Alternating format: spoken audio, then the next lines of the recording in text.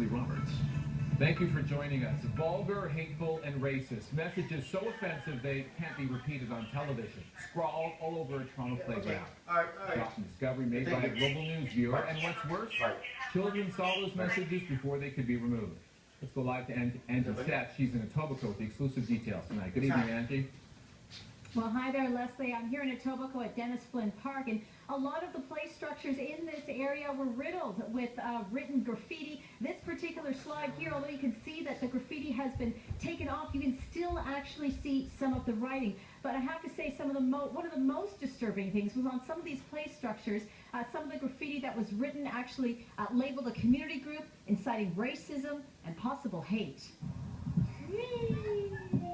It's a popular park that families and kids come to play at every day, but Monday afternoon was anything but fun when parents and their kids saw this scribbled all over the play structures. Slanders against Toronto Mayor Rob Ford and former Etobicoke Mayor Dennis Flynn. But it was these messages here that had parents really shocked. Couldn't believe that somebody would write all that stuff on a children's playground.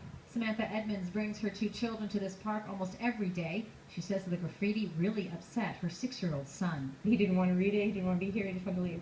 Nothing was done right away, and we were still coming to the park and seeing it still there, and all the kids reading it. Hannah Koki says she called the city Monday afternoon, but it wasn't until today that the graffiti was finally removed. They were repeating the words. A lot of parents were angry, and I was angry that it took so long to get it cleaned up. The local councillor is Peter Leon. He sent us this statement.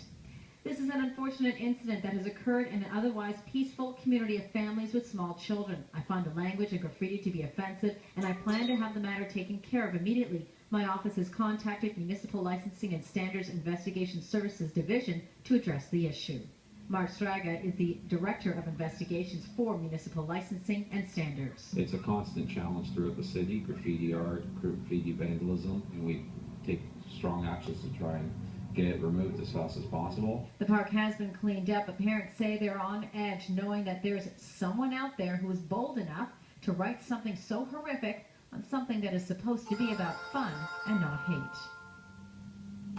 Now, Leslie, I spoke to another parent who said he didn't want to be on camera, but he's just as devastated and disgusted by the whole thing. He said that he's actually seen a group of teens in the area that go around at night spray painting buildings and newspaper boxes, and he's really concerned that these teens may allegedly be responsible for the graffiti in this play park. Now, as you can see, if you sort of look behind me there, we've got some of the cops that are patrolling at the area.